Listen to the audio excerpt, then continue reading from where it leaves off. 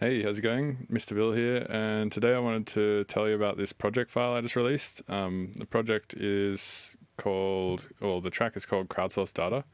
Therefore, the project file is also pretty much called Crowdsource Data, and it's the first track off my newest release that is it's a continuous release where I just keep putting tracks out under this series called Corrective Scene Surgery, and this was the first track that was done that way.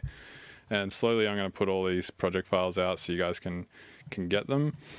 I just wanted to kind of make you aware of that and maybe walk through the project file a bit. So basically, if you want to get this project file, you just go to my website, mrbillstunes.com, /product /Mr-Bill-Crowd-Source-Data. I'll put this link in the description. It's $10, or if you're a hardcore Abletoneer, you can just download it for no extra cost. And so let's go through the project file a bit now that we've got the advertising bullshit out of the way. So pretty much this track, I was trying to go for a really when I first started writing it, I just wanted to write something that was really quick. I just wanted to put something down on paper as fast as possible, so to speak.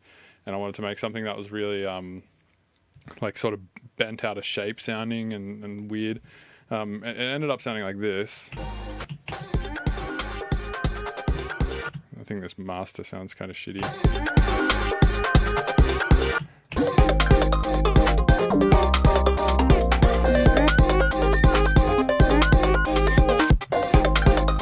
So definitely this thing, one of these synth sounds was one of the first things that I did. I think this.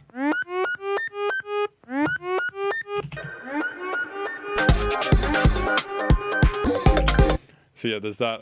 This is pretty much the final version where it's all been rendered into stems and stuff. But when you get the project file, you'll get a bunch of different iterations. So you can go from well, actually, I don't even think this was the first version, maybe. Or maybe it was the first version. Let's have a look.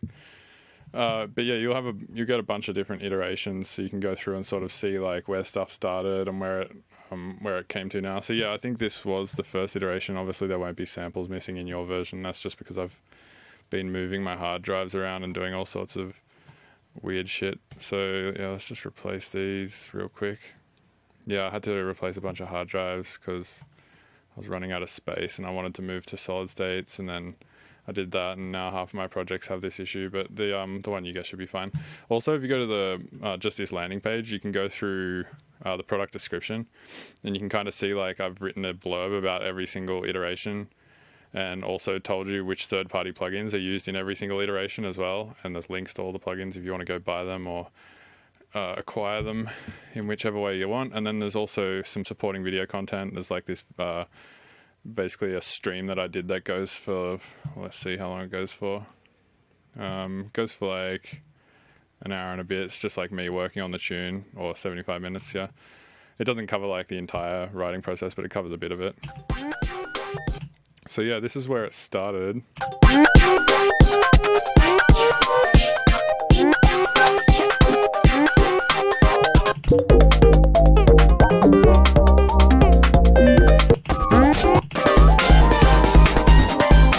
So you can see most of the final tune is already in this initial version, but it just sounds much rougher, and I just pretty much put it all down really quick and just try to get it sort of sounding as crazy as possible, as fast as possible. So you can see that a lot of this stuff is actually still in MIDI at this stage. So for this actual MIDI line here, all these chords and stuff, I used Cthulhu or Cthulhu, however you want to say it. I'm not sure if the Cthulhu plugin is still in here. Oh yeah, it's just here. So yeah, this plugin Cthulhu basically is you select a key. You can select a Bach chorale thing, which just takes all the chords out of a Bach track or whatever and splits them up onto the keyboard. So every key that you play plays a different chord, or you can choose scales and stuff like that. So I chose the C minor scale, and pretty much I've just created this sequence here. But you can see if I play any key on my keyboard. So yeah, here I'll just play a bunch of keys on my keyboard.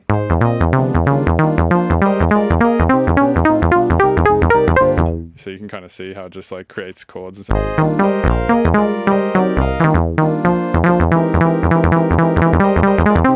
it's really fun if you just want to kind of create a bunch of different chords and stuff. And you can also see, like, when I press all these, when I press different keys, you can see it kind of creating different chords on the keyboard, and you can change these chords and edit them.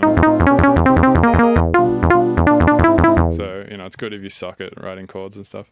And this, it has its own internal oscillator, but the internal oscillator obviously just sounds pretty average.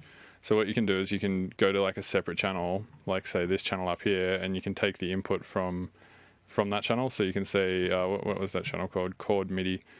So we could take the input from Chord MIDI and then take the input from Cthulhu and then set this to input monitoring, and then it'll be taking the input from that channel. And then what I've done is I've just hit record and just, you know, recorded the MIDI. Well, I have to turn that record arm off, and then I've just recorded the MIDI into that channel and created, you know, like a just made them, like, printed the MIDI basically, so it's not just like some untangible thing. And then pretty much from there I just like used that MIDI to create the bass line as well. Just took out all the top notes of the chords.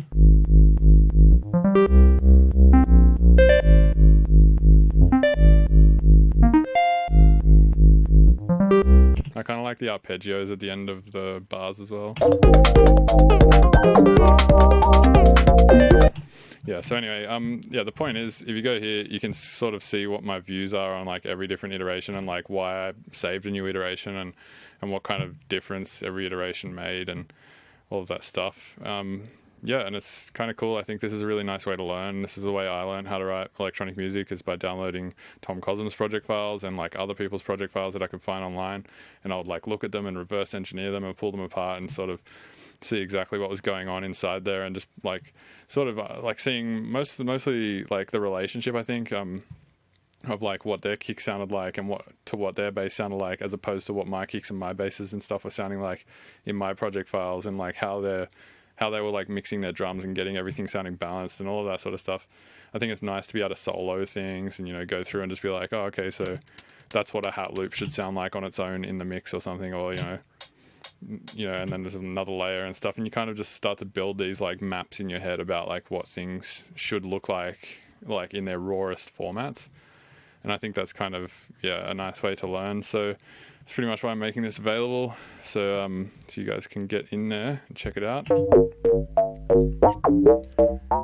And obviously you'll get some patches and stuff if you go through all the iterations and look around enough. They're not very interesting patches, to be honest. Oh, this is like a flute thing that has a ton of automation on it.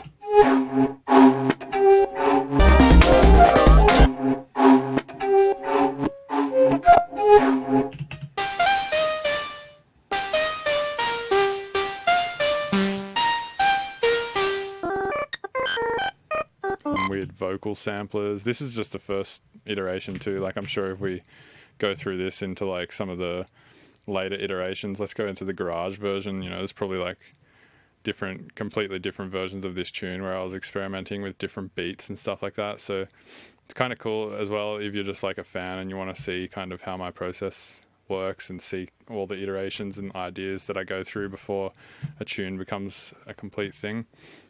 Missing the worm break from this one. Again, like, you won't be missing any of this stuff. I've made sure that it's all collected and saved.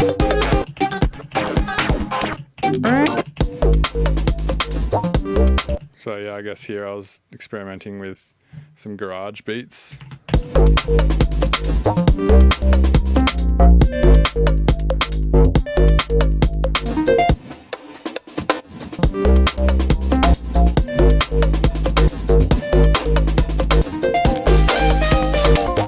So that didn't make it to the final, actually. So you can hear in this bit, you can hear that flute from before that's been rendered and chopped up a bit.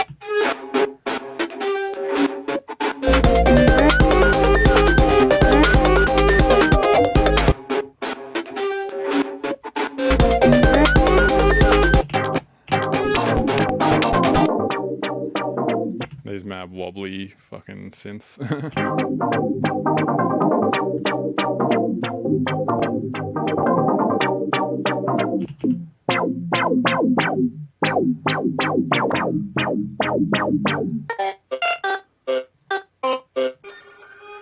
You can see how I made this bendy synth.